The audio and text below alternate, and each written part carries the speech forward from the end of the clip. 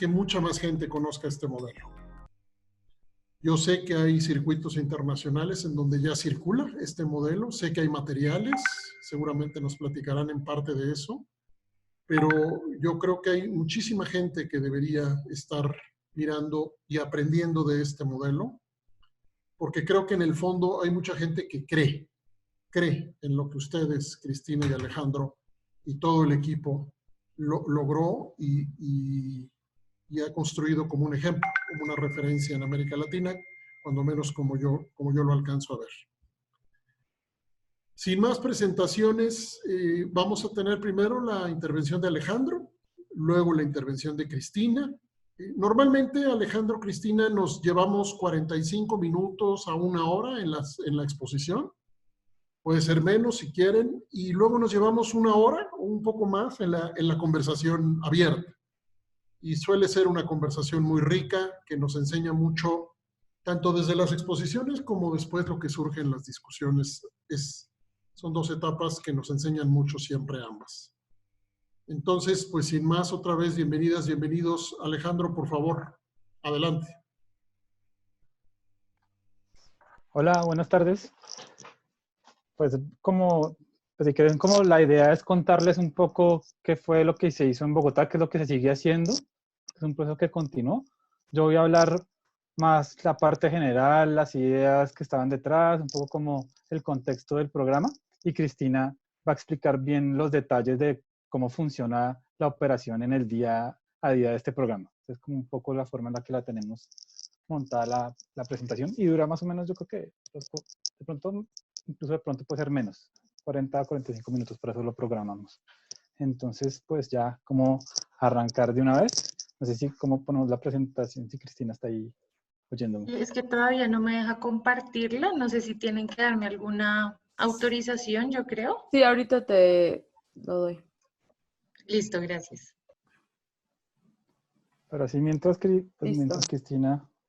¿Listo?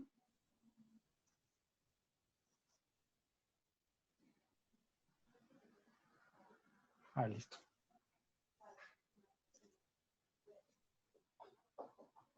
Bien. Entonces, pues la idea de la presentación es contarles un poco a ustedes sobre un programa que se llama el Programa de Justicia Restaurativa en Bogotá, que lo que tenía como objetivo, la meta, era transformar la forma en que se presta la justicia a los jóvenes que han infringido la ley penal. Es como darle un giro completamente radical al tema de la justicia, no una justicia vengativa o, digamos, retributiva, sino una cosa que estuviera basada más en la reparación del daño que han causado estos jóvenes. Como manera de contextos, antes de entrar a contar cómo está organizada la Secretaría, es como importante explicarles a ustedes que pues, Colombia es una república unitaria y tiene un sistema de responsabilidad penal para adolescentes que es nacional.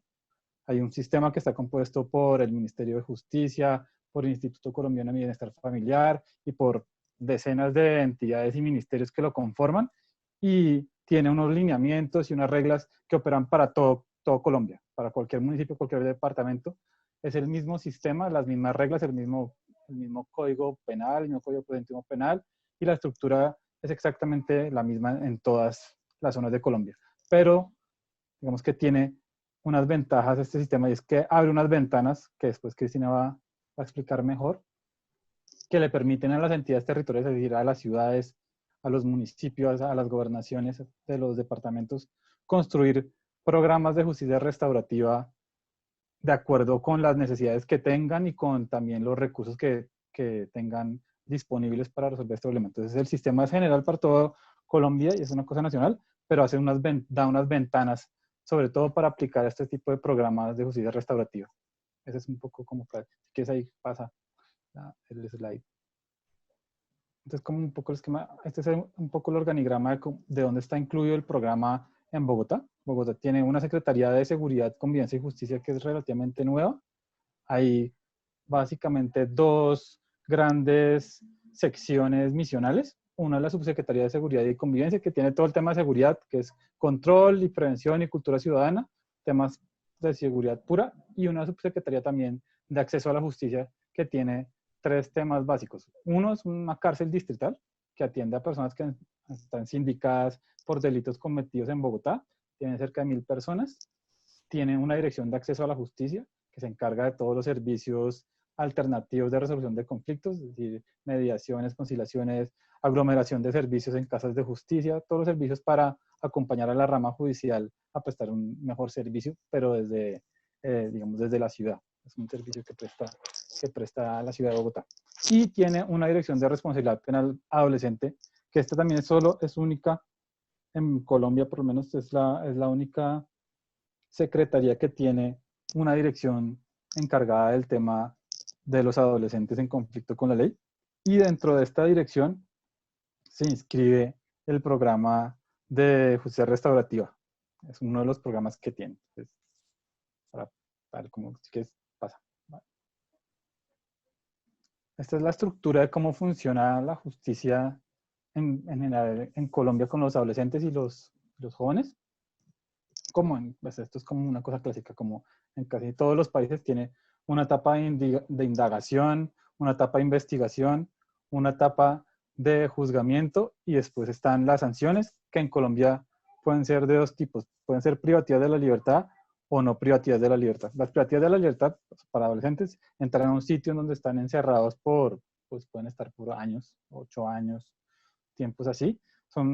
Se llaman centros de atención especializada, pero bueno, son en realidad una especie de cárceles. Un poco, obviamente, sin tanta seguridad y sin como estos protocolos muy estrictos que tienen los adultos, pero son jóvenes que no pueden salir de ahí por un tiempo tiempo determinado. Y las no privativas, que son sanciones diferentes, que pueden ser el internamiento semipresencial, es decir, que van algunos días sí, algunos días no. Hay varios programas, digamos, para que los jóvenes cumplan la pena sin estar internados durmiendo en un sitio privado de la libertad. Van algunos días y Bogotá tiene unos centros para eso y en Colombia existen otros, pero esas son básicamente las dos consecuencias que puede tener si un joven en Colombia que tiene menos de 18 años, que cometió, digamos, el delito antes de los 10 años, puede terminar si es condenado, o privativa o no privativa. Ahí en Colombia, y esto es como bien clave, esto también existe en otros países, una cosa que se llama el principio de oportunidad en modalidad de suspensión del procedimiento de prueba, y es básicamente como una especie de probation que tienen en Estados Unidos. Es decir, el fiscal puede pedirle al juez que por favor congele el proceso mientras el joven se lo pone a una prueba. Normalmente en el sistema general colombiano es utilizado de una forma mucho más simple, es decir, si una persona cualquiera ha cometido un delito, el fiscal puede decir, bueno, pongamos la prueba, por ejemplo, para que, si fue unas lesiones personales, para que haga la reparación monetaria, para que consiga la plata para hacer la reparación monetaria. O, por ejemplo, si es una inasistencia alimentaria, para que el papá de pronto consiga, le dan un tiempo, no sé, unos meses para ver si puede conseguir la plata para pagar lo que le debe a la mamá por el mantenimiento del hijo con el que ya no convive. Dan ese tipo de pruebas que son bastante, digamos, sencillas y no es nada complicado. Se usa en el sistema penal para adultos, este principio de oportunidad se usa muy, muy poco, creo que menos del 1% se usa en Colombia, y casi todo es para delitos muy leves o delitos en donde está involucrada gente que se conoce y no quieren como que esto se crezca y la gente termine privada de la libertad o con algo más grave.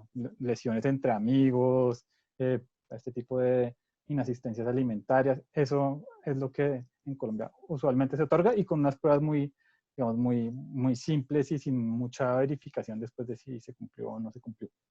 Pero lo que, digamos, como que la oportunidad del principio de oportunidad para adolescentes es que permite construir programas que tengan una prueba mucho más, digamos, como mucho más robusta y mucho más estructurada. Entonces, ahí es donde se inscriben los programas de justicia restaurativa como este. Es decir, el joven accede a entrar al programa y digamos que dentro de esta figura jurídica de principio de oportunidad, el distrito o la ciudad construye todo el aparataje, digamos, práctico para que el joven tenga una prueba. Que en este caso, lo vamos a ver más adelante, pues tiene 3 partes, que es el reconocimiento del hecho, la reparación y digamos, después el reintegro a la comunidad. Pero esto lo explicamos ahora más tarde. Hay otro vehículo jurídico que se puede usar para aplicar principios, programas de justicia restaurativa, que son las conciliaciones. También en Colombia hay formas de terminar el proceso penal a través de conciliaciones, sobre todo cuando, por ejemplo, son lesiones personales que no son tan graves, puede conciliarse con una suma de dinero o con un acuerdo entre las partes y se termina. Esto se puede hacer en colegios, en jornadas masivas. Es otra forma de aplicar programas de justicia juvenil en Colombia. Y también ya se hacen procesos de, digamos, como de justicia restaurativa, en donde no es una alternativa a la, digamos, a la vía tradicional de que terminan condenados a privación de libertad, sino un proceso más, digamos, como personal, de que los jóvenes entiendan que cometieron un daño, lo reparen y se reintegran en la sociedad, pero ya con jóvenes que han sido, digamos, sancionados, condenados. Es más un proceso de reconocimiento del daño, pero no es una alternativa, digamos, como real al proceso penal tradicional. Entonces, si quieres, pues pasa. Este es un poco como un panorama de los 5 delitos, cómo han evolucionado estos 5 delitos en jóvenes en Bogotá de 2012 a 2019. En general, salvo los delitos sexuales, casi todos los delitos se han reducido, digamos, sustancialmente la participación de jóvenes. Digamos, ahí está, esas estadísticas son indiciados. Cada vez son menos. Desde el 2015-2016 han bajado, digamos, ahí ustedes lo pueden ver, por ejemplo, en estupefacientes, delitos relacionados con estupefacientes de 2.643 casi a 260, nada más a 268, o en hurto también han bajado desde 3.723 a 1.937, son reducciones sustanciales.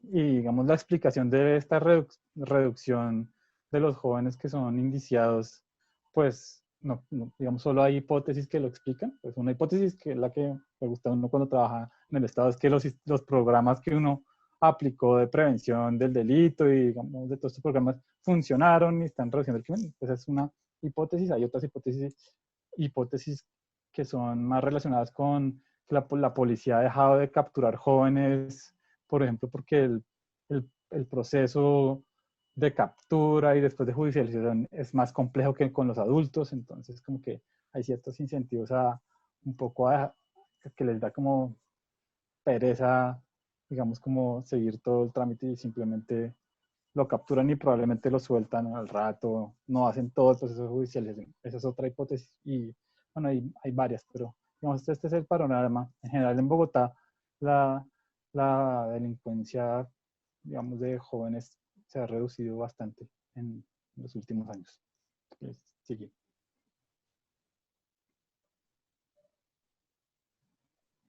También son estadística de los delitos con mayor número de indiciados en 2019.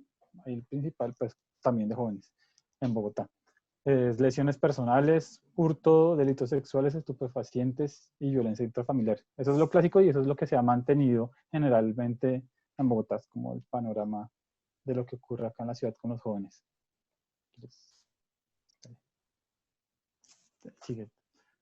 Este ya es como un poco como les conté, pues ahí ya básicamente tenemos el sistema general penal para adolescentes, que es como lo usual en cualquier país, que el joven es investigado, juzgado, condenado a una pena privativa de la libertad o a otra pena diferente, y unos vehículos que permiten aplicar programas diferentes con suspensión condicionada a una prueba. Ahí es donde se incluye este programa de justicia restaurativa, y estos son los 3 requisitos básicos para que pueda funcionar un caso de estos. El primero es que el ofensor debe contar con un mínimo de responsabilización, es decir, el programa no se puede utilizar para jóvenes que a veces pasa en la práctica, para jóvenes que no han cometido el delito y es una vía fácil para no terminar, digamos, empapelados o en un juicio más largo y utilizan esta medida para salirse del proceso. Esa es la idea, es que eso no se use para eso. Los jóvenes que son inocentes o se consideran inocentes, nosotros no se estimula que usen esta vía. Ellos siguen en el proceso tradicional y demuestran su inocencia. Es para el joven que tiene, digamos, como internamente siente que sí cometió un delito, como que tiene una falla, que se robó algo, le pegó al amigo, le pegó a la mamá y sabe que lo hizo. Ese es como el primer requisito, que el joven sienta que hay un mínimo, pues, de responsabilización en el caso, ¿no? Que es un joven inocente. Lo otro es que la participación de las partes es voluntaria. Es decir, el joven que cometió el delito tiene que manifestar su intención, tiene que querer participar en esta forma alternativa de resolver el problema. Si no, pues se va por la vía tradicional del juicio normal. Y la víctima también tiene que participar voluntariamente.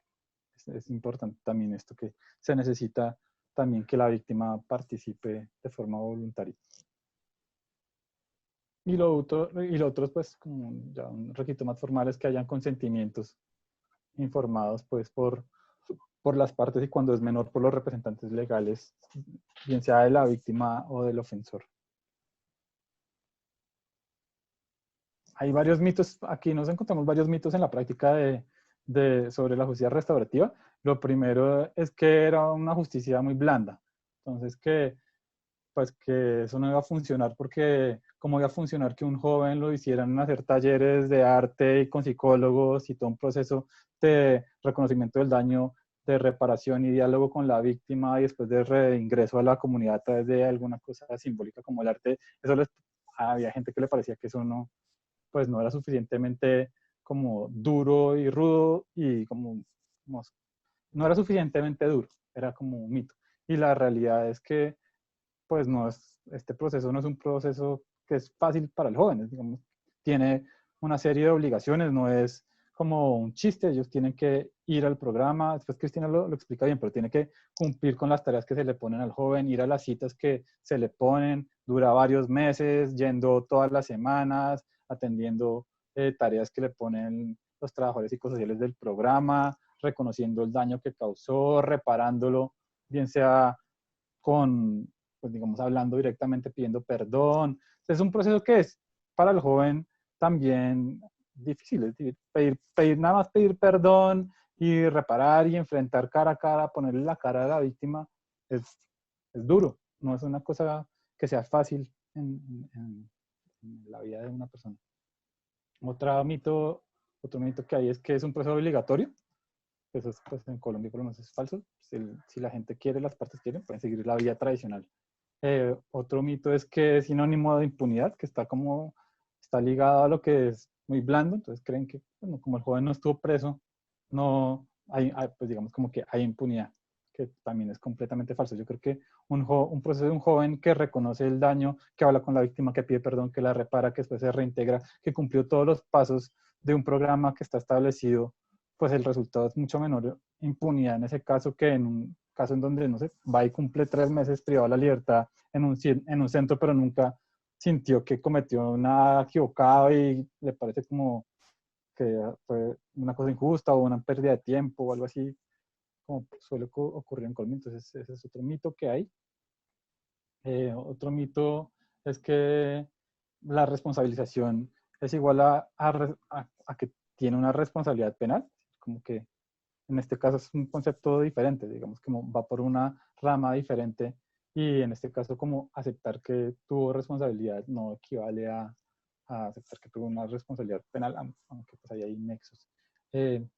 Otro mito también que había es que todo proceso de justicia restaurativa siempre tiene que haber un encuentro entre la víctima y el ofensor. Eso es lo ideal. En la mayoría de los casos, pues lo ideal es que haya un encuentro en la víctima y el ofensor, pero hay mecanismos alternativos para hacerlo sin que sea directamente cara a cara, que a veces es complejo. Entonces puede ser, por ejemplo, a través de la escritura, en donde el joven escribe pidiendo perdón, una reflexión sobre lo que hizo y se le envía al ofensor para que lo lean aparte, o con un mensaje de voz, o con un video, o con algo que facilite el encuentro, porque a veces en la práctica, por ejemplo en Bogotá, eso era impráctico, digamos, a veces la persona es la víctima porque, no sé, le robaron un gran almacén, le robaron un maquillaje, un almacén, una cadena de supermercados, le robaron no sé, un maquillaje, pues probablemente el representante legal no va a tener tiempo ni va a querer ir a una reunión con la víctima,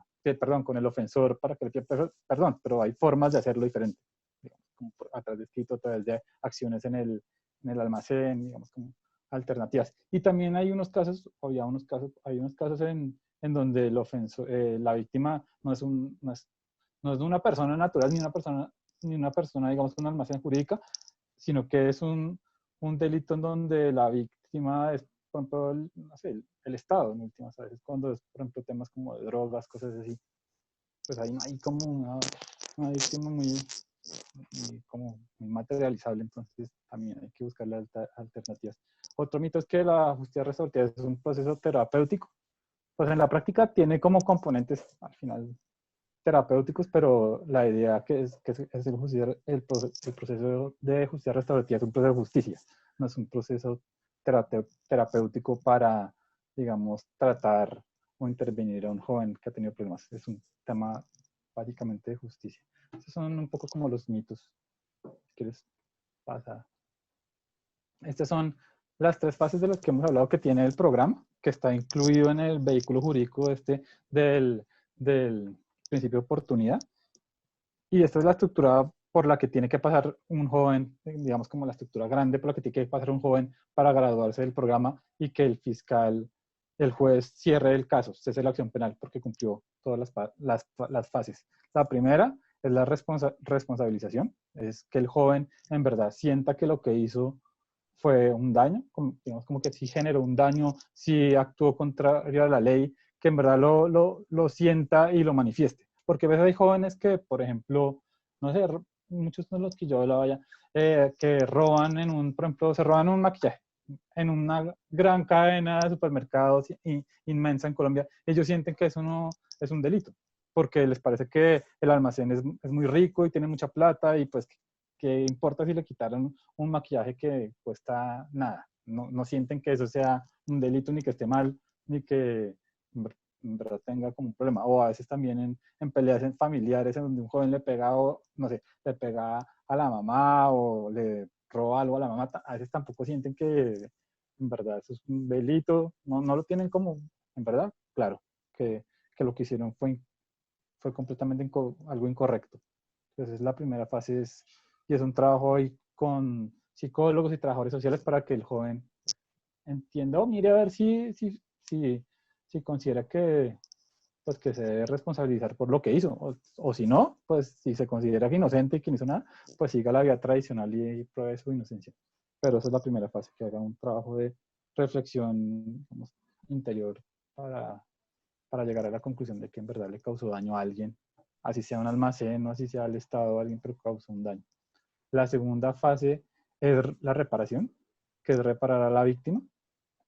Y ahí la idea, pues básicamente es como que se haga, lo ideal es un encuentro en las partes en donde le pide perdón a la víctima por lo que hizo y lo repara de alguna forma que para la víctima sea satisfactorio. Aquí no, por lo general no es plata, no son como reparaciones monetarias, sino principalmente lo que la gente siempre, usualmente los que participan en estos programas quieren o buscan, es como sentirse que la otra persona le pide el perdón, pues le pide perdón, se responsabiliza y le hace un gesto de pedir perdón y le puede hacer una reparación simbólica que puede ser pues como darle la mano, participar en una actividad más grande para lograr la reparación, pero aquí lo clave sobre todo es como un poco que sí, es pedir perdón al final y pedirlo bien y que la persona víctima se sienta que en verdad lo están teniendo en cuenta y sienta que sí se causó como una reflexión del joven sobre los hechos.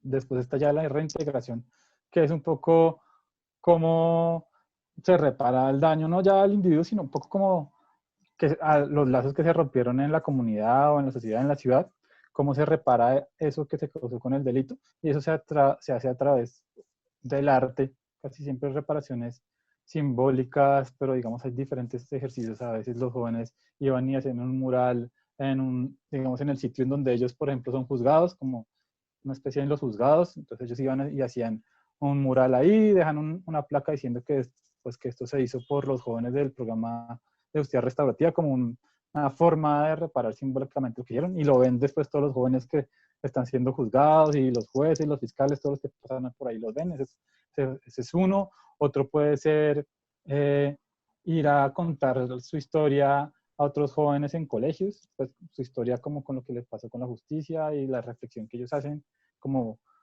seguir como, volverse como una especie de unos embajadores de la justicia restaurativa, contar lo que pasó y sobre todo, en últimas, como el poder de esta justicia restaurativa y cómo no es una cosa de impunidad, ni una cosa fácil, ni una cosa como por salir de paso, sino que es una cosa que funciona, es una especie de repetidor de la idea.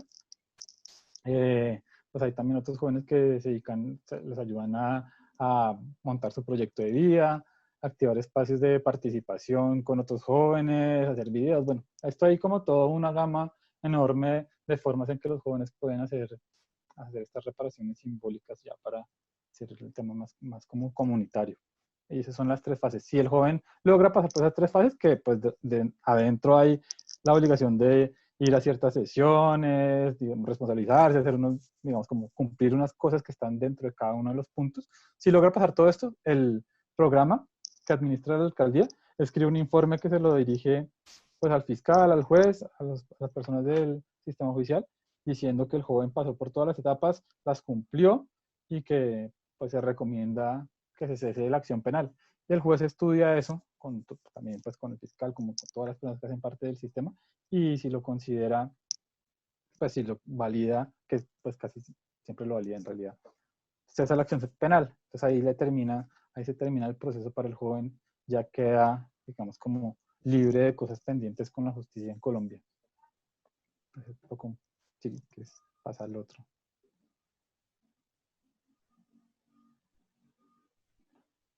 Estas ya son como imágenes de cómo se hace como las 3 pasos, los 3 pasos que son, siempre les decíamos como las 3 R's de responsabilización, reparación, reintegración.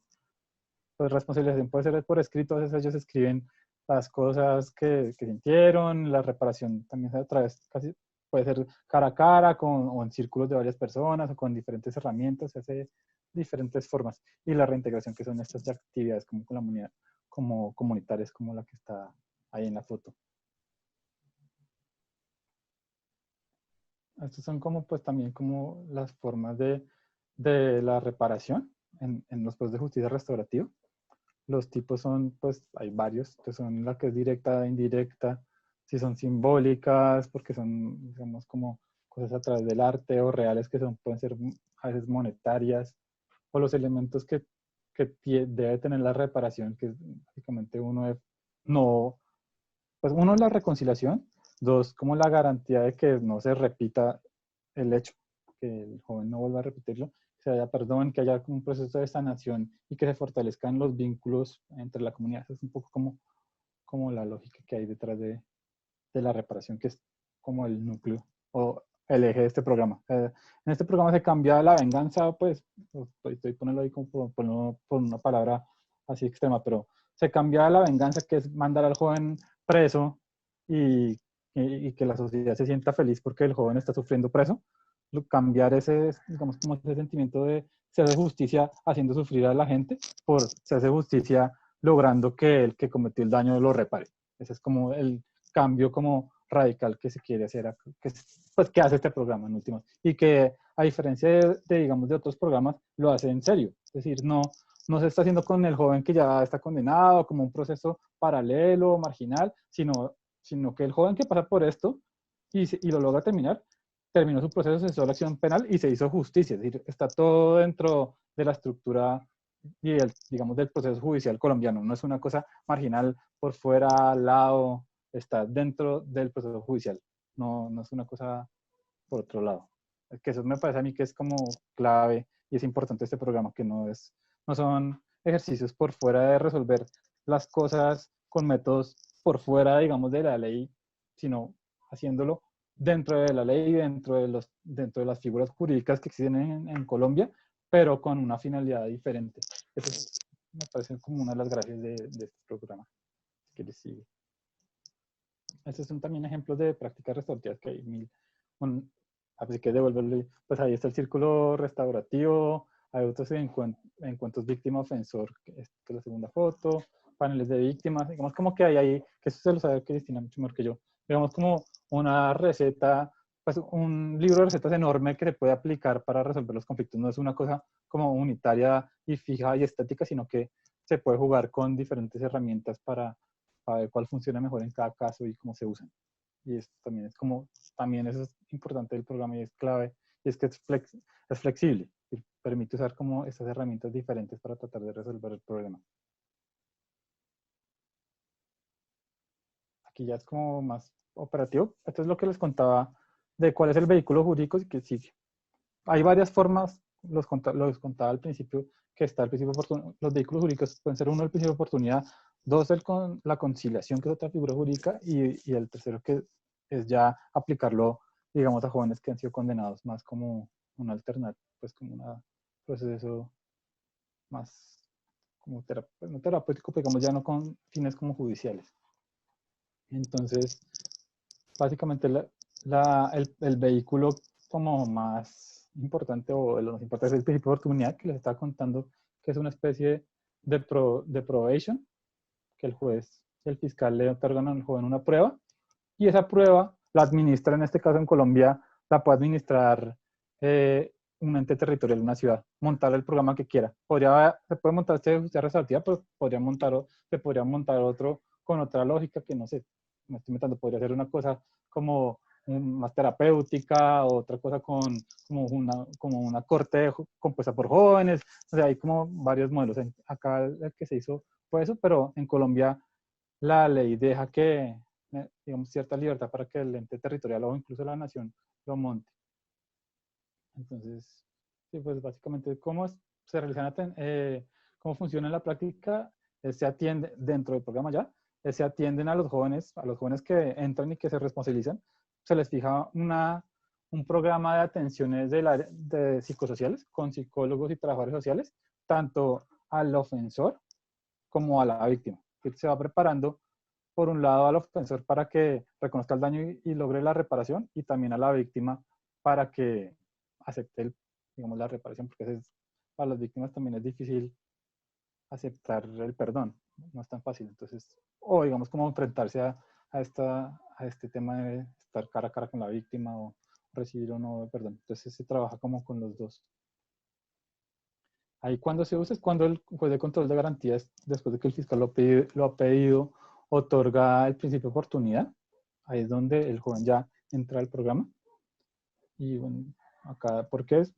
¿Y para qué? Pues la idea es que el ofensor un poco lo mismo, el ofensor se responsabiliza de sus acciones y la víctima sea reparada y se resuelva el conflicto con la ley. Esa ya es como la ruta del principio de oportunidad, como ya como más técnica, cómo funciona. Pero básicamente aquí como lo importante, lo rescatable, más que como los detalles del paso a paso, es que en esto, en Colombia por lo menos participa, y es lo que lo hace un poco complejo, participan muchas entidades diferentes. Entonces participa el fiscal, que es el que tiene que solicitarlo, el defensor de familia, que hace parte de estos procesos cuando cuando el joven es menor de 18 años, la víctima, el ofensor, el defensor, la defensoría del pueblo, que son los que hacen la defensa legal del ofensor, hace parte también el distrito con el programa, hace parte de los jueces, digamos que todos interactúan acá en un proceso que es más o menos complicado en la práctica de pedir esta prueba, no es tan simple, es como pesado. Es un tema que hay que pasar como por muchas cosas para que se logre. Pero ya, así que sigue. Y estos son como... que no se alcanza a ver acá. Pero estos son los casos que se han atendido en el programa, como por tipo de delito. Entonces, lo primero, lo que más llega son temas de violencia intrafamiliar, problemas de que el hijo le pega a la mamá o al hermano o al abuelo. Eso llega ya para que se resuelva a través de la justicia restaurativa. También hay casos de hurto, como los que les contaba, de jóvenes que roban en grandes superficies o en almacenes, o cosas de ese estilo. Hay también temas pues, sexuales, de acceso carnal al auxilio con menor de 14 años, que a veces en estos casos, no todos, pero hay algunos en donde son pareja. Entonces es el joven que tiene 15 y la novia tiene 13 años y digamos como tuvieron relaciones y es un delito. Entonces se procesa a pesar de que sean novios, etc. porte de drogas, violencia contra servidor público. Ahí hay muchos casos de jóvenes que le han pegado a la policía y después la policía va también a participar del proceso. Hay lesiones personales, fabricación, captación, extorsión, bueno, hay pornografía, hay hasta homicidios culposos. Todos estos son los temas que se han atendido en Colombia, en Bogotá, a través del programa. En teoría se podrían atender cualquier tipo de delitos a través de esta figura, siempre y cuando pues, estén de acuerdo todas las partes, el fiscal, el juez lo apruebe, menos cosas de lesa humanidad, pues ya. Pero casi que todo el catálogo del Código Penal se puede atender por justicia restaurativa en jóvenes. Así que sí. Así que sí. Tú, Cristina, si quieres ya cuenta esto, tú. Ya empieza tu parte. Listo, gracias Alejandro. Bueno, pues estos son como los resultados que tenemos sobre la línea de principio de oportunidad. Como les decía Alejandro, pues es la línea que más casos se han atendido hasta el momento. Hemos atendido 294 víctimas, personas naturales, 9 víctimas jurídicas, que hace referencia a almacenes, al Estado, y 463 jóvenes. Ya tenemos 340 jóvenes que han terminado su proceso penal exitosamente. Nosotros adicionalmente tenemos un indicador donde se miden los objetivos de cumplimiento. Como les decía Alejandro, cuando el joven ingresa, se hace un plan integral restaurativo donde se plantean objetivos restaurativos. Entonces, lo que hacemos al final de los procesos es mirar ese nivel de cumplimiento. Y vamos pues en el 79,3% de cumplimiento de objetivos. De hecho, ese porcentaje hace referencia a cuando el joven tiene el cese de acción penal. Pero como nosotros hacemos 6 meses más de seguimiento, generalmente en esos 6 meses se retoman los objetivos que quedaron pendientes, digamos, por cumplir o por reforzar. Revisamos también la reincidencia y con corte al 5 de diciembre del año pasado, pues tenemos el 6% de reincidencia, pues que realmente pues es una reincidencia bajita. Bueno, y ese es como el resumen de la línea de principio de oportunidad. Ahora les voy a contar un poco a grandes rasgos las otras líneas de ingreso al programa. En la línea de conciliaciones tenemos 2, colegios y conciliaciones masivas. Entonces, en colegios, bueno, nos articulamos con la Fiscalía y con los comités escolares de convivencia. El proceso se lleva a cabo en los colegios y pues acá, a pesar de que el caso es remitido por el fiscal, siempre se involucra el colegio, porque pues es en el contexto donde se cometió el delito y pues es la comunidad de referencia la que está siendo afectada. Bueno, acá generalmente son delitos tipo 3, que, bueno, digamos, ahí están las leyes sobre las que se soporta esta línea, que básicamente son las leyes y, pues, bueno, el decreto que reglamenta todo el Sistema Nacional de Convivencia Escolar. Entonces, por eso es tan importante la participación del Comité de Convivencia Escolar, para que realmente el proceso sí tenga un efecto en esta comunidad. Son lesiones personales al interior de los colegios. ¿Para qué es esta línea? Pues, como ya les explicó Alejandro, pues para que se resuelva el conflicto a través de la justicia restaurativa y no a partir de consecuencias como de venganza o de castigos que realmente no generan un impacto. Y adicionalmente, que el impacto lleve a que se reduzcan las lesiones personales en los colegios. También, obviamente, lleva a que el joven termine su proceso penal y no requiera como de una sanción.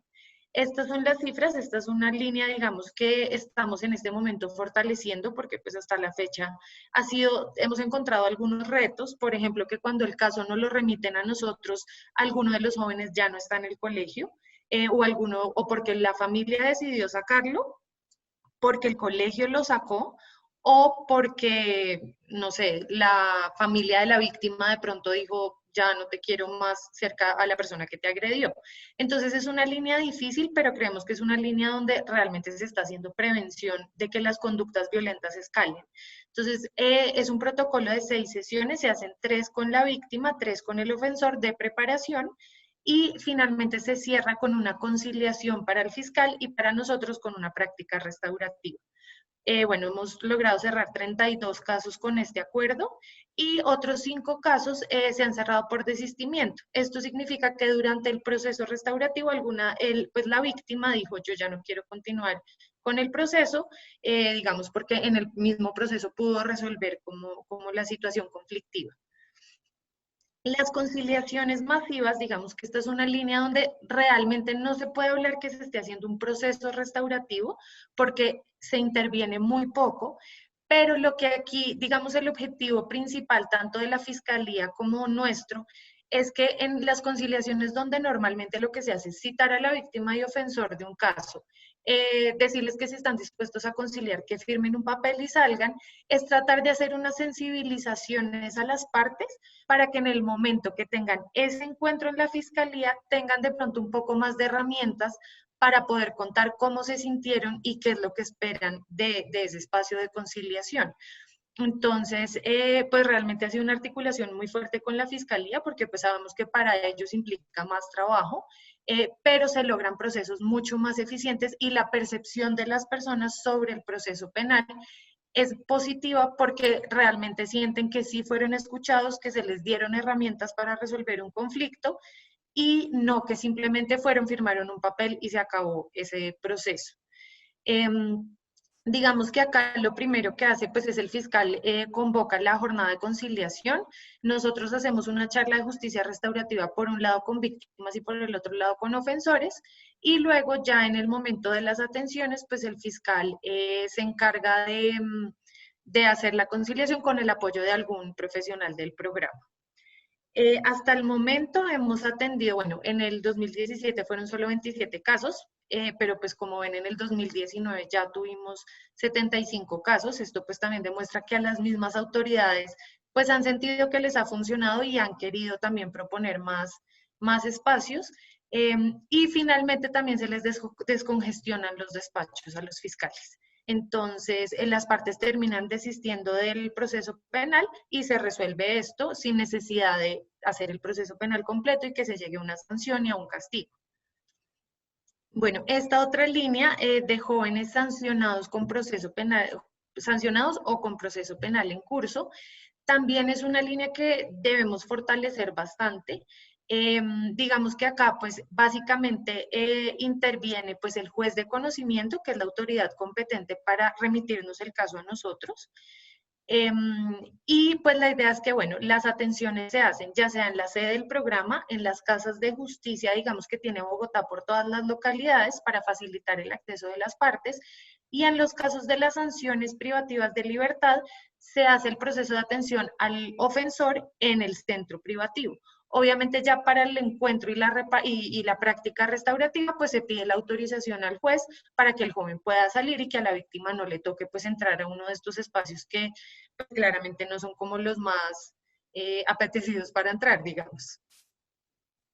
Bueno, esta ruta, digamos que pues ahora les voy a contar porque obviamente por la pandemia ha tenido algunos cambios, pero bueno, digamos que inicialmente el juez nos solicita a nosotros iniciar el proceso, nosotros asignamos unos profesionales, estos profesionales consultan el expediente en el juzgado, porque muchas veces en el expediente encontramos elementos que pueden de pronto quitar cierta distorsión que se tiene sobre el delito.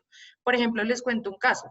De un homicidio. La víctima pensaba que a su hijo lo habían matado pegándole como muchas puñaladas por todas partes del cuerpo. Eso obviamente hacía una percepción para la víctima mucho más dolorosa y cuando revisamos el expediente, el informe de medicina legal decía que había sido una única puñalada. ¿Sí? Entonces, hay ciertos elementos como objetivos del expediente que nos pueden ayudar a que las víctimas entiendan mejor qué fue lo que pasó. Luego de revisar el expediente, nosotros contactamos al operador que está llevando la sanción del joven, se firma el consentimiento informado con él y se inicia la valoración. Acá es muy importante como ese mes de valoración, porque a diferencia de la línea de principio de oportunidad que nos explicó Alejandro, acá a los jóvenes no se les ha hecho ninguna sensibilización necesariamente. Digamos que acá el juez nos puede remitir el caso y el joven se entera hasta el momento que lo contactamos. O de pronto le hablaron del proceso, pero no le explicaron bien. Entonces nosotros en este mes de valoración debemos garantizar que se cumplan los requisitos para iniciar el proceso, los que les explicaba inicialmente Alejandro, que haya un mínimo de responsabilización, que haya voluntad de participar, esto implica voluntad de reparar a alguien, y pues sí, todo el esfuerzo que esto implica de asistir a las sesiones. Una vez en esa valoración nosotros garantizamos que se cumplen esos mínimos de responsabilización, en ese momento procedemos a contactar a la víctima. ¿Por qué no lo hacemos antes? Porque si encontramos que el ofensor no tiene esos mínimos de responsabilización, vamos a revictimizar y vamos a generar unas expectativas que no vamos a cumplir, ¿sí? Entonces, ahí se contacta a la víctima, se le explica y se le pues, cuenta la oportunidad de participar, y si la víctima accede, pues se inicia la preparación y ya las fases de responsabilización, reparación y reintegración. Digamos, esta foto que se ve en la diapositiva es un mural que hicieron unos jóvenes en uno de los centros de atención especializada, que es Bosconia, uno de los centros privativos, y con los mismos jóvenes ellos quisieron hacer un mural porque ese es un espacio donde hay mucha basura, generalmente es muy inseguro, hay muchos atracos ahí, pues muchos hurtos, mucha gente consume drogas ahí, entonces ellos también, ya parte de su proceso reflexivo, dijeron como, bueno, nosotros nos gustaría volver este espacio más seguro. ¿Cómo se puede hacer? Pues embelleciéndolo un poco para que se genere sentido de pertenencia, iluminándolo porque eso disminuye los hurtos, y pues ellos mismos empezaron a cuidar mucho más el espacio. Con la pandemia que ha pasado, no podemos revisar los expedientes porque en los juzgados no se está autorizando el ingreso, pero nos hemos articulado muy bien con defensorías de familia para poder conocer la información necesaria, digamos, que vamos identificando en el proceso, y con los operadores de las sanciones. Por otro lado, obviamente las atenciones con los jóvenes que están privados de la libertad se han hecho virtuales. Esto tiene sus contras un poco porque, claro, pedir que el joven tenga privacidad en un centro de atención donde hay tantos jóvenes y donde normalmente tienen que estar supervisados, pues es difícil. Pero digamos que se ha logrado en la medida en que el sistema de responsabilidad penal de adolescente de base tiene un enfoque pedagógico y restaurativo. Entonces, lo que hemos tratado de hacer es con los operadores tratar de que ellos entiendan la importancia de estos espacios, obviamente con las medidas de seguridad que requieran, para que se faciliten continuar con las atenciones. Entonces, probablemente van a ser procesos que nos van a tomar más tiempo, pues no es la misma empatía que se genera en una atención presencial que en una virtual, pero hemos visto que se han dado avances y que los jóvenes realmente se enganchan con el proceso. Bueno, ahí pues como les contaba Alejandro, ellos terminan su proceso, y en este caso los logros que hemos obtenido, por ejemplo, en 2 situaciones, fue que el juez, a partir del proceso restaurativo, les dio un cambio de medida a 2 jóvenes. Uno estaba por homicidio, el otro estaba por tentativa de homicidio. Los 2 estaban privados de la libertad, y lo que hizo el juez fue sustituir las medidas por sanciones no privativas de la libertad. Entonces, no se le acorta el tiempo de la sanción, pero sí tuvo un beneficio, y es que en este momento los jóvenes están en su medio familiar y nosotros hacemos el acompañamiento del proceso de la reintegración. Entonces, esos son como los logros que hemos tenido y pues que esperamos que se puedan fortalecer. Acá que vemos, bueno, nos han remitido 70 casos. Acá, digamos que los números como que más nos llaman la atención son, primero, que de los 70 casos hemos tenido que devolverle 22 casos a las autoridades porque los jóvenes no cumplen los requisitos mínimos de justicia restaurativa. Nos encontramos con jóvenes que dicen que son inocentes, o con jóvenes que dicen, sí lo hice, pero yo no tengo interés en reparar a nadie. Entonces, pues son casos que devolvemos a la autoridad. Ahí encontramos también un reto grande, y es que todavía hace falta sensibilizar un poco más a los jueces para que antes de remitir el caso pues tengan en cuenta como estos criterios. Pues hasta el momento lo hacemos nosotros, pero obviamente sería, pues la idea es que los jueces puedan hacerlo ellos mismos conociendo sus casos. Cerrados exitosos tenemos 12 procesos, entre esos están los 2 que les cuento que tuvieron sustitución de la sanción, y de los casos en proceso penal en curso, tenemos, por ejemplo, o pues nuestro objetivo es que si se logran unos procesos restaurativos con todos los resultados esperados, sean jóvenes que de pronto la sanción no se las den privativa de la libertad, sino que sea una sanción no privativa, por ejemplo, o que la sanción no sea tan larga, ¿sí? Digamos que tengan como efectos en la sanción, es como uno de los últimos objetivos. Obviamente, si no está el efecto, igual el proceso restaurativo tiene toda la importancia del mundo, pero digamos que sí esperamos poder lograr llegar como a ese nivel de impacto. Bueno, finalmente queríamos contarles como los retos más grandes que tenemos en este momento y que de hecho se están trabajando y hacen parte del nuevo plan de desarrollo de Bogotá. El primero es una línea de atención en delitos sexuales. ¿Por qué consideramos que es un reto? Como les decía Alejandro, inicialmente la mayoría de los casos que nos remitían eran relaciones consentidas. Entonces, digamos que ahí hay un tema de educación sexual que se puede trabajar.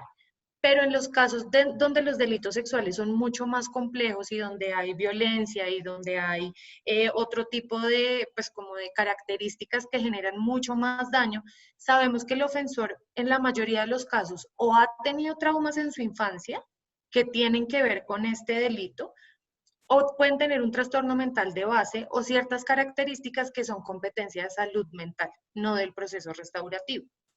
Entonces, ¿a qué le estamos apuntando con esta línea?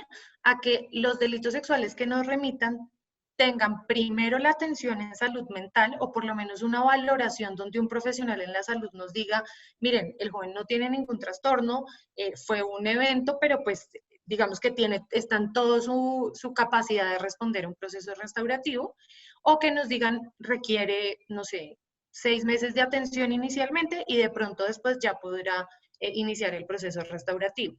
Así garantizamos que, pues primero, disminuir la reincidencia en estos delitos, que también como Alejandro les mostró en las cifras inicialmente, este delito va en aumento, o sea, es una necesidad que tenemos y que tenemos que responder. Entonces, se puede disminuir la reincidencia en los casos que ya ingresaron y adicionalmente se da una atención integral y se puede esperar que el proceso restaurativo tenga el impacto que queremos y no que sea un impacto a medias, porque el joven de pronto está con otras afectaciones emocionales que no le permiten desarrollar un plan de reparación completo, por ejemplo. También en esta línea queremos que las víctimas sean atendidas, porque muchas víctimas de delitos sexuales nos hemos dado cuenta que no reciben atención clínica. Y este tipo de situaciones traumáticas generan consecuencias a lo largo de toda la vida.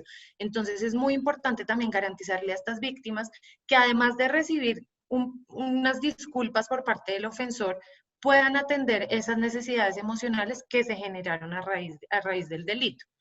Y el otro gran reto es el seguimiento judicial para el tratamiento de drogas. Digamos que ese es el nombre que se le da en Colombia. Este programa ya tiene mucha acogida en Medellín. En Bogotá, desde el año pasado empezamos a revisar las opciones para implementarlo. Ya este año hay unos casos seleccionados y hace referencia a los jóvenes que tienen consumo problemático de sustancias y requieren primero el proceso de rehabilitación. Si recibimos a un joven en pleno síndrome de abstinencia, pues seguramente su proceso restaurativo no va a ser exitoso y probablemente va a volver a delinquir. Tenemos jóvenes que reinciden en el delito precisamente por el consumo.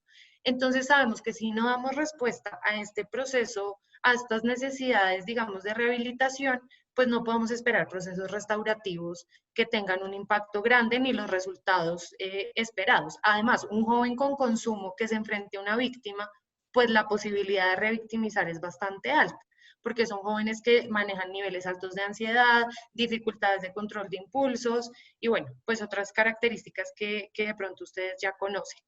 Entonces, pues estos son como los dos grandes retos sobre los cuales estamos trabajando este año y que se postularon como plan de desarrollo de la Alcaldía de Bogotá, porque pues son necesidades que cada vez se han evidenciado más y que la experiencia del programa nos ha demostrado que los casos que han tenido fallas pueden responder a estas dos situaciones que hemos encontrado. Entonces, pues ese es como todo el resumen del programa y ya pues con esta parte terminamos. Bueno, muchísimas gracias, pues muchísima información. Como les había dicho, vamos a pedirle a Claudia que nos platique qué vivió ella en la visita de diciembre pasado. Por favor, Claudia. Hola, bueno, ¿cómo están? Qué gusto verles, Cristina y Alejandro. Pues bueno, ha sido una gran experiencia en estar con ustedes allá. La primera cosa que hicimos fue ir a la casita Y en la casita, bueno, pues primero nos hicieron un planteamiento similar a esto que nos han presentado ahora, pero después lo que tuvimos oportunidad de hacer fue convivir con los usuarios y con las usuarias del programa, ¿no? Y entonces eso fue, yo creo que, bueno, para Ernesto probablemente, como ya lo dijo, la parte de los jueces fue algo que a él le provocó un gran impacto. Pero yo que me dedico al trabajo con adolescentes desde hace muchos años y a la parte de la educación, me pareció verdaderamente significativo en mi experiencia de vida mirar a las usuarias del programa y a los usuarios del programa que nosotros no sabíamos si eran víctimas u ofensores y estaban ahí conviviendo en un mismo espacio y estábamos haciendo actividades en donde compartíamos las distintas herramientas que ustedes tienen desarrolladas, que son experiencias verdaderamente pedagógicas, ¿no? Es decir, es son vivenciales, ¿no? Se vive, uno se pone ahí, pone su emoción, pone su estructura de reflexión, su estructura de razonamiento y todas sus capacidades cognitivas, pero la parte bárbara es esta cuestión en donde se mezcla la emoción y la reflexión del proceso. Para mí lo más importante me parece, del proceso de justicia restaurativa, el que se toma en cuenta a la víctima. Normalmente en los procesos legales, la víctima no cuenta. Y acá la víctima tiene voz. Tiene voz, tiene una presencia, y me parece que hay una sensación real de justicia. Nosotros hace unos meses conversábamos con unas personas de un programa del trabajo de la Ibero, en donde decían que muchas veces, a pesar de que se iniciaban procesos legales para determinados ofensores, las víctimas sentían que no había justicia en el proceso.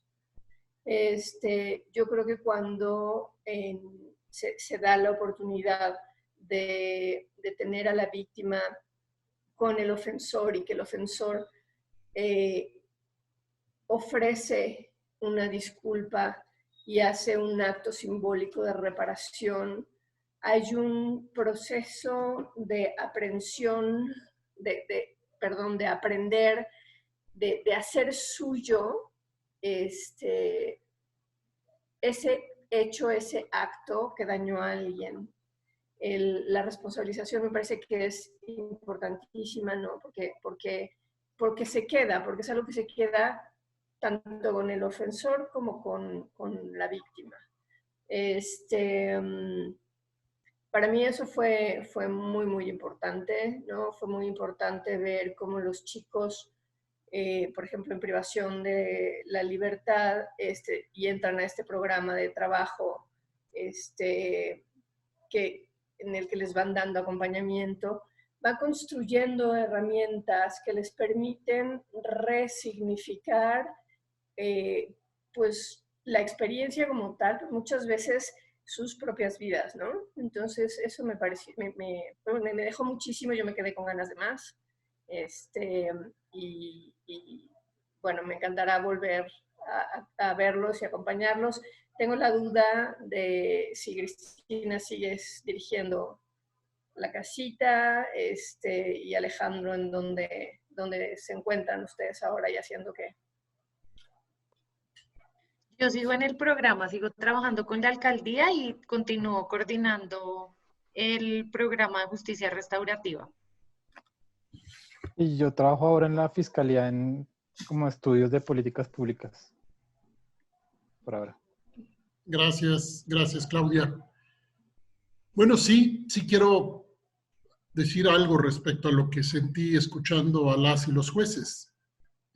No necesariamente es el momento en el que yo me sentí más impactado en la visita, pero sí tiene un significado para mí enorme.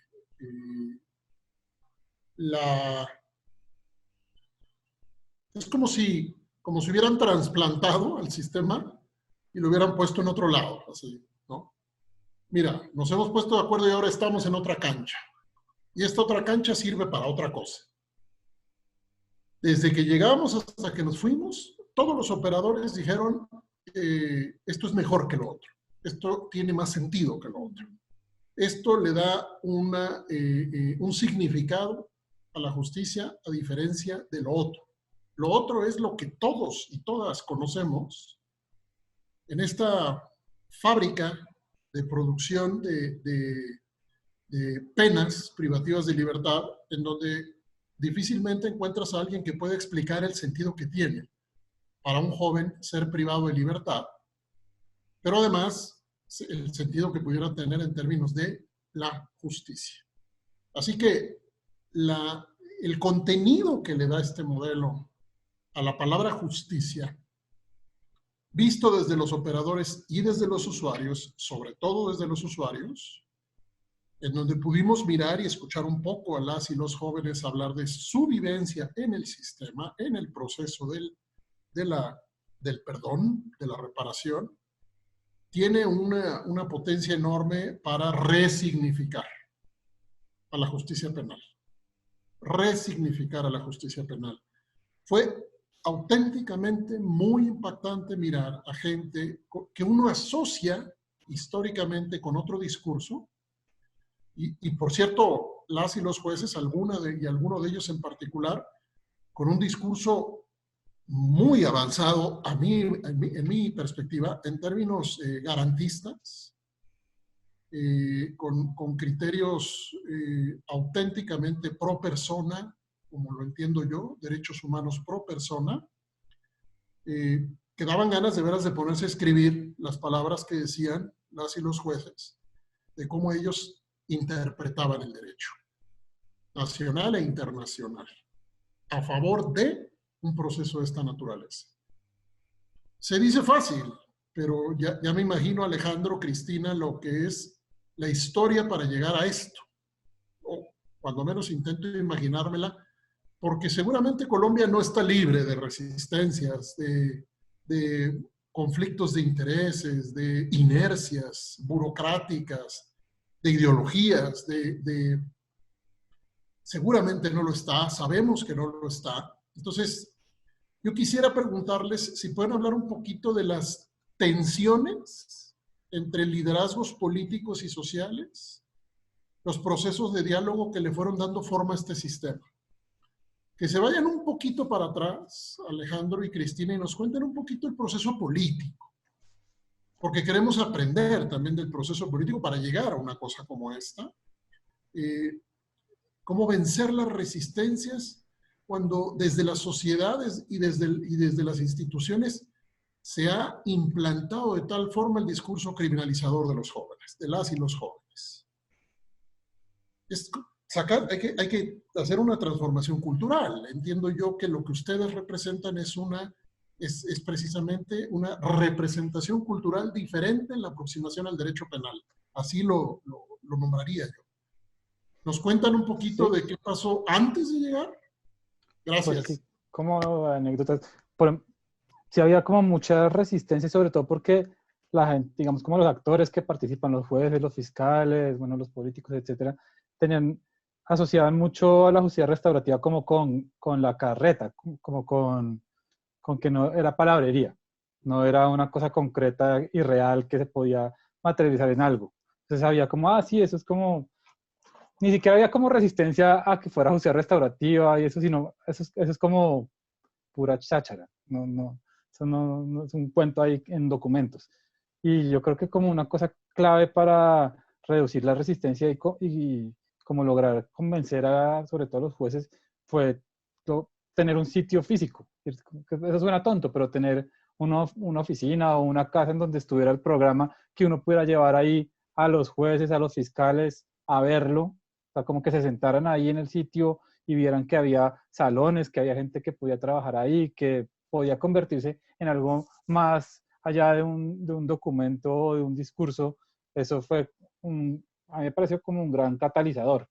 y arrancó pues de a poquitos, como de pocos casos, y como un proceso de ir convenciendo a los jueces que vinieran, ir donde ellos, contarles, y ellos mismos se volvieron un motor del cambio. Los mismos jueces y los mismos fiscales fueron los que en últimas lo fueron moviendo, porque ya lo veían como algo que era pues como más concreto, porque el principio de oportunidad, que es el vehículo, pues eso existía hace años, y la carreta existía hace años, pero no había algo tangible. Eso fue como una cosa como clave, pero pues sí hubo mucha resistencia pues, de todo el mundo al final, pero pues a punta de como demostrar que era de hacerlo pues como algo práctico, fue lo que yo creo que fue una de las como cosas que ayudó a ablandar la cosa, así como me parece a mí. No sé, Cristina. Cristina, por favor. Gracias. Yo estoy de acuerdo con Alejandro, es volverlo práctico y también dejar que los mismos jueces, fiscales, defensores públicos fueran al programa y participaran en talleres, porque ahí ellos se daban cuenta como del poder de cambio que tenían estas estrategias y que no era, como dice Alejandro, que no era palabrería. O sea, si ellos hacían un ejercicio de esos y los llevaba a una reflexión, que muchas de las herramientas pedagógicas con enfoque restaurativo que utilizamos permiten eso, como que la persona participa en el taller y salían, no sé, con una carta de pronto disculpándose con la esposa porque ese día habían tenido una discusión o días atrás. Entonces yo creo que eso llevó a que las autoridades tuvieran cambios. Todavía hay actores que presentan cierta resistencia, digamos, en una ocasión un defensor público que entra a ser como el abogado de oficio del joven ofensor, apeló la decisión del juez en la audiencia que le concedían el principio de oportunidad. Y eso se fue un juez de conocimiento y bueno, finalmente el proceso fue un proceso de hurto. Era un joven que había robado en un almacén, no, eran dos niñas que habían robado en un almacén, dos adolescentes. La mamá de una de las adolescentes habló con el defensor y le decía, es que yo quiero que mi hija cambie, si ella no tiene ninguna consecuencia pedagógica, pues no va a cambiar. Entonces, bueno, por ese lado la mamá tratando de convencerlo. Y adicionalmente nosotros también invitamos en ese momento al grupo de defensores al programa, hicimos un taller con ellos y claro, este señor tuvo que, digamos, como hablando un poco en el taller y adicionalmente vio cómo todos sus compañeros empezaron a contar de sus casos exitosos. Y yo creo que eso también lo hizo sentirse mal de no haberle dado una oportunidad a este proceso. Obviamente es un defensor que llevaba muchos años en el sistema y él ya estaba acostumbrado a que él básicamente iba a la audiencia, era para que a los jóvenes les pusieran la sanción un poquito más cortica y ya, ese era su objetivo. Pero acá se dio cuenta que sí estaba llegándole a cambiar la vida a un par de adolescentes que pues estaban definitivamente por el camino que no era. Entonces yo creo que todas las vivencias experienciales han fortalecido esto. Y en cuanto a que las víctimas acepten esto, pues ha sido un proceso de socialización y de ir a diferentes escenarios de la ciudad a contar del programa, pues porque necesitamos también que el día que yo sea una víctima, pues que yo crea que este proceso funciona, porque si no, pues no tiene sentido la justicia restaurativa.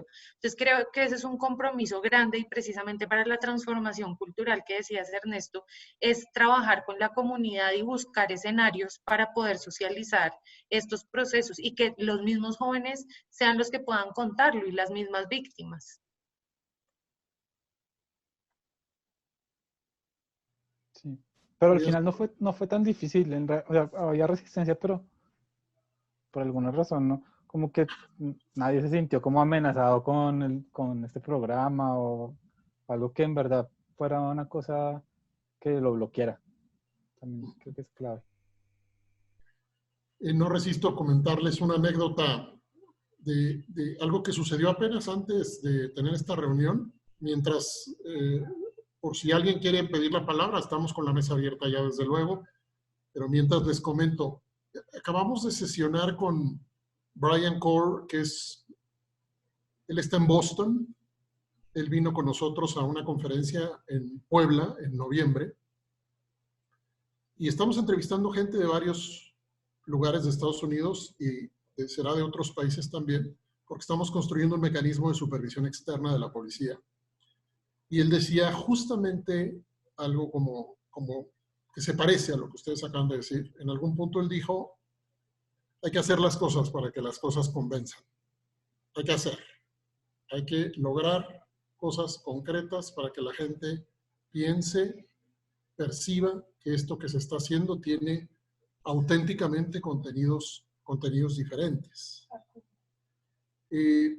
¿Tenemos? Jacobo. Adelante, Jacobo, por favor. Bueno, primero agradecer mucho a la Ibero y a Cristina y a Alejandro por su presentación. Y bueno, un poco reaccionando a la pregunta que hiciste ahorita hace unos minutos, Ernesto, de, pues evidentemente pensar fuera de la caja y pensar de otras maneras no es fácil. Convencer a magistrados o convencer a procuradores de justicia de modelos de este tipo no es sencillo, pero creo que difícilmente se podría hacer un paralelo o lanzar un paralelo de lo que está ocurriendo en Colombia en general a lo que ocurre en cualquier otro lugar. Y ahora, escuchando la respuesta, me acordé de una declaración de hace 2 o 3 días, y la estuve buscando y ya la encontré, de Fabián Salvioli, que quien no conozca a Fabián Salvioli es el relator de Naciones Unidas para la verdad, la justicia y la reparación. Es decir, otro nombre de el relator especial de Naciones Unidas para la justicia transicional, o como le quieran llamar. Hace unos días voy a leer lo que dijo Salvioli pidiendo una visita a Colombia, diciendo: Colombia es el laboratorio de justicia transicional más importante del mundo. Entonces, me parece que lo que está echado a andar en Colombia, sabiendo los problemas que hay en Colombia, y sobre todo con el gobierno actual, el gobierno nacional actual, tratando de echar para atrás todo un sistema que está operando. Es decir, no es nada más esto que está ocurriendo, que digo, desconocía yo el detalle de esto, aunque conozco el funcionamiento de varias de las instituciones echadas a andar en Colombia. Vamos, todo el aparato de la Comisión de la Verdad, la Comisión de Búsqueda, la JEP, que todo esto nacido posterior a los acuerdos de paz, más lo que ya venía caminando en Colombia desde hace años. La discusión teórica y la discusión pública en estos temas en Colombia nos llevan años luz al resto de la región.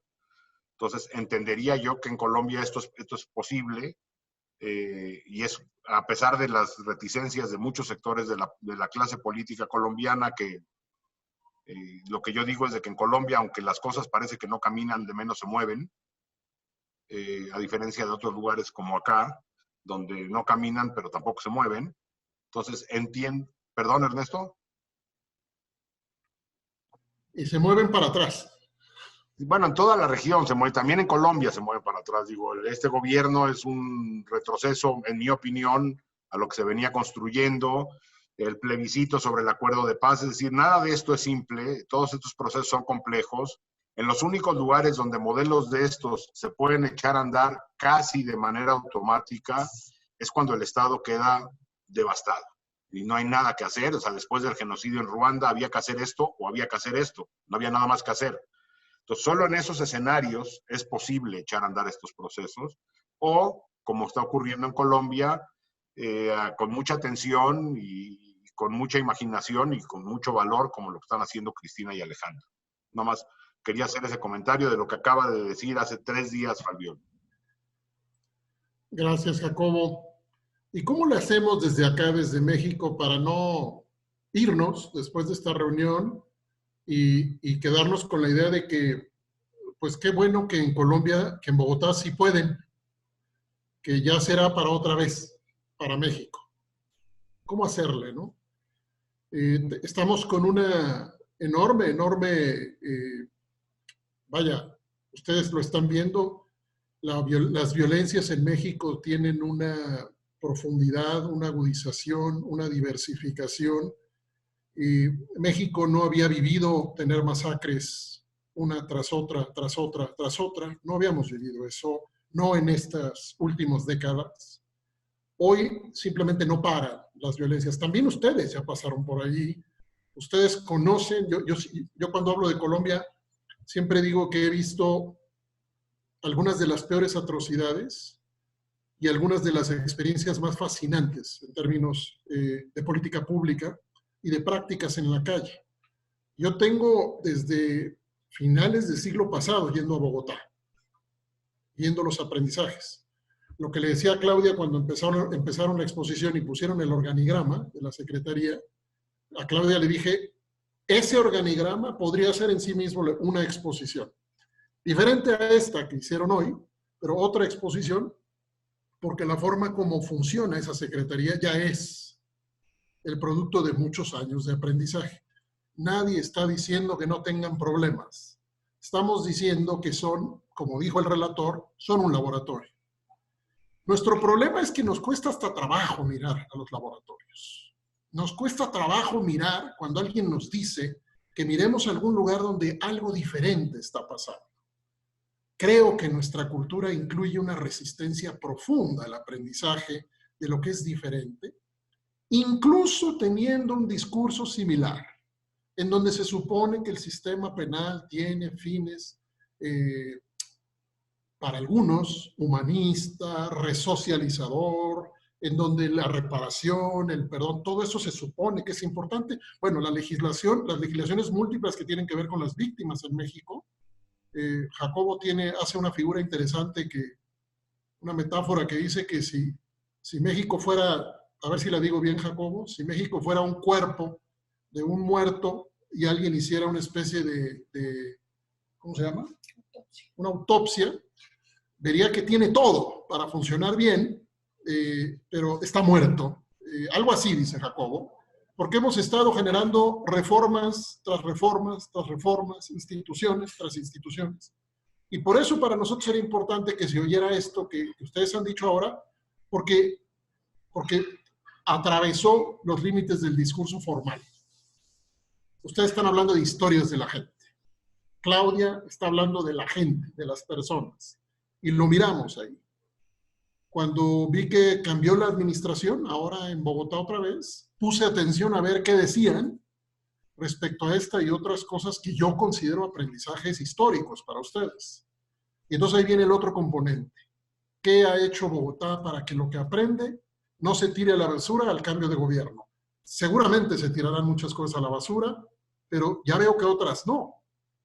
Y ahora estoy en comunicación con el secretario Acero, el nuevo secretario, después de haber estado cerca del secretario Jairo, y mirando que no hay un conflicto político en su manera de mirar lo que sale bien y lo que sale mal, y que en la calle se tienen que seguir haciendo las cosas que han ganado la confianza de la gente. Y se tiene que seguir revisando y aprendiendo, etcétera, ¿no? Así que tiene mucho valor lo que vimos, más allá incluso del sistema mismo de justicia restaurativa, tiene un valor político y un trasfondo al que se acerca Jacobo, trasfondo histórico, trasfondo cultural, después de los brutales tiempos que Colombia ha vivido y vive también. Entonces, pues yo celebro mucho haberlos podido escuchar. Creo que vamos a aproximarnos al cierre. Me gustaría, Alejandro, Cristina, si pueden compartirnos alguna reflexión final que hable de las personas, de las experiencias de las personas. Cristina, si nos puedes contar alguna de tus más satisfactorias experiencias que hayas vivido, en donde hayas sentido que esta experiencia valió la pena. Cuando tú hayas dicho, es que esto realmente vale la pena, cuéntanos alguna de esas. Y luego, Alejandro, tú también, por favor, platícanos algún momento de realización personal y profesional detrás de este logro en tu experiencia. Cristina, por favor. Gracias, Ernesto. Bueno, pues realmente son varias, pero pues ya que estamos en pandemia, voy a contar una relacionada con esto. Y es que, bueno, uno de los primeros casos que llegó al programa de la línea de sancionados fue un caso de homicidio. Bueno, fue un joven que ya llevaba 3 o 4 años privado de la libertad, nunca se había hecho contacto con la víctima. Se empezó a hacer el proceso de contactar a la víctima, de hecho se demoraron, o sea, el equipo que atendió el caso se demoró más o menos 7 o 8 meses en lograr que la víctima se adhiriera al proceso porque era una señora que le habían matado a su hijo. Entonces, pues ella no encontraba por qué tenía que participar en esto. Y su miedo más grande era que el proceso tuviera algún resultado positivo para el ofensor. Ella decía, yo, ¿por qué le voy a dar algo positivo a esta persona que mató a mi hijo? Y cuando empezaron la preparación, digamos que hubo un momento que fue el momento clave donde todos dijimos, ya es el momento que se puede hacer un encuentro, y fue que el joven decía, a mí lo que más me gustaría decirle a esta señora es que pues nada justifica la muerte de su hijo, pero que gracias a ese momento de mi vida, yo me salvé, o sea, mi vida se salvó, porque él era un joven que estaba en pandillas, consumo, bueno, todos los factores de riesgo posibles. Y entonces él decía eso, decía, por lo menos que ella sepa que una vida se salvó a raíz de lo que pasó. Y la señora, por otro lado, sin nunca haber oído las palabras del joven, dijo, yo la única forma que justificaría la muerte de mi hijo es si se salvó otra vida por esto. O sea, y todos dijimos, este es el momento del encuentro. Bueno, se hizo la práctica restaurativa, fue un encuentro víctima-ofensor, pues bueno, fue súper emotivo, realmente la señora le recibió las disculpas al joven, le recibió una carta que él también había escrito y que ella en otro momento le había rechazado. Y viene el caso ahorita porque justo en este momento nosotros, viendo pues que hay algunas familias vinculadas al programa que pues están muy mal económicamente, que se quedaron sin trabajo, hicimos como unas cadenas solidarias para poderles ayudar con un mercado a estas familias. La familia de este joven era una de las familias que está como en una situación muy difícil. Y la señora, la víctima, por su lado, sin saber que estábamos además en esta cadena solidaria, llamó a la psicóloga del caso y le dijo, en este tiempo he pensado mucho en este joven y me gustaría saber si ellos están pasando un mal momento, pues por todo el tema del coronavirus. Entonces la psicóloga le dijo, sí, pues estamos haciendo todo el acompañamiento psicosocial, es una familia que se quedó sin ingresos, llevan más de un mes sin tener medios para subsistir. Y la víctima le dijo, ya que él cambió su proyecto de vida, yo quiero ayudarle a entender que estuvo bien y que que en este momento no vaya a salir a hacer algo malo para ayudarle a su familia, y le quiero mandar un mercado.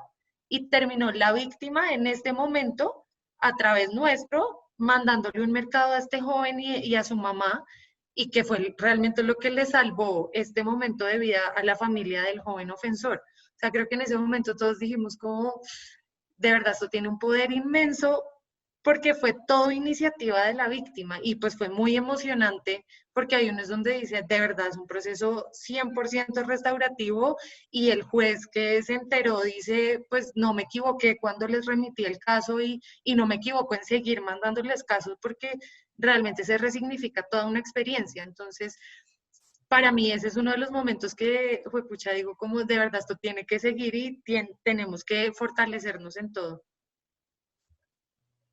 Pues sin palabras, Cristina, qué barbaridad.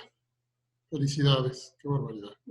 Alejandro, cuéntanos. Pues sí, a mí me conmovían mucho las actividades que eran colectivas, cuando se hacían las reparaciones que eran simbólicas y que se juntaban varios. Incluso me acuerdo mucho una que fue cuando se juntaron jóvenes que estaban en el proceso, digamos, jóvenes ofensores, con otros que estaban condenados, privados de la libertad. Se juntaron y entre ambos hicieron como un mural. De hecho, por ahí pintaron la casita entre ambos, y a mí me conmovió mucho ver cómo entre ellos se contaban sus experiencias. Estaban los que estaban privados de la libertad jodidos y los que estaban en el programa que les contaban a los otros lo que habían sentido y hecho en el programa y cómo hablaban entre ellos y discutían sobre el tema. Eso a mí me pareció como también bien poderoso y pues me causó como bastante, me impactó mucho como eso. Como lo entendían, además, como de bien entre ambos jóvenes diferentes. Eso fue bien.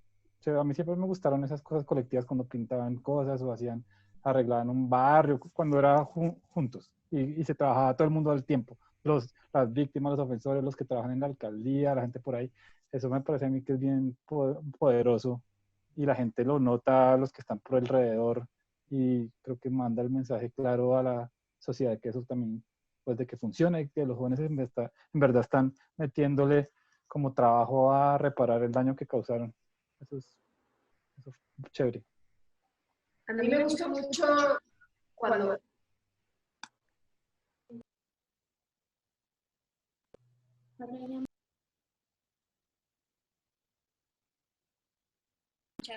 Acá. No tienes la gentileza de avisarme. Perdón. Adelante. Me gustó mucho cuando fuimos a Carabineros y que los chicos estaban haciendo una reparación simbólica a Carabineros. ¿Nos pueden contar un poquito de eso?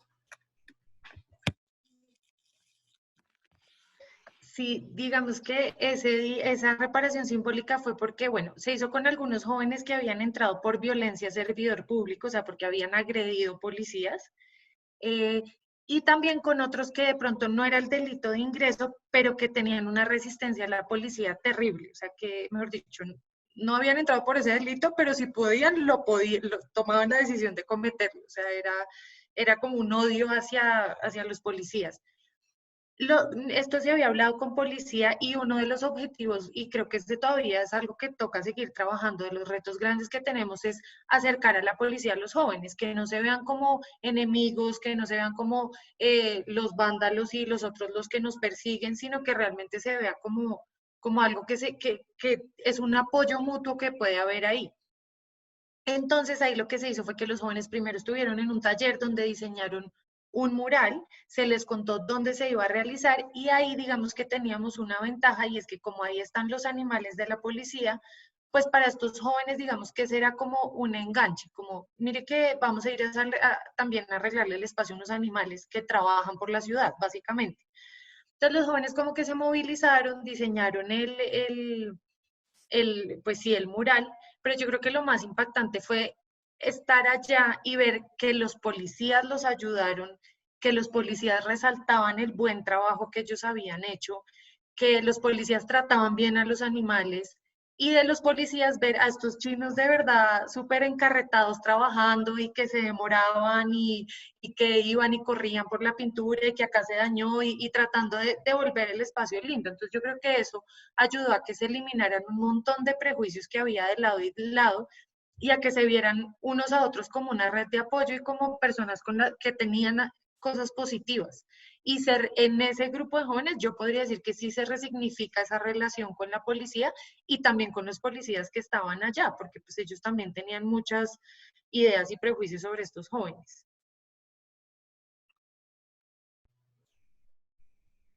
Bueno, pues ha sido una sesión muy interesante y conmovedora incluso.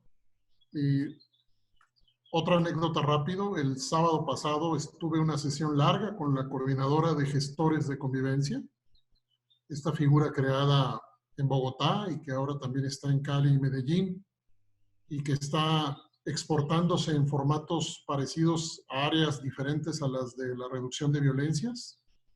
Gestores de convivencia, vamos a hacer un proyecto, al parecer, que va a instalar la figura en un estado de este país. Entonces, pues vaya, yo toda la vida me he formado en el aprendizaje comparado, en el aprendizaje a través de la comparación internacional, y nunca he sentido que pierda el tiempo cuando escucho lo que se hace en otros lugares, incluso muchas veces cuando escuchamos lo que no sale bien en otros lugares.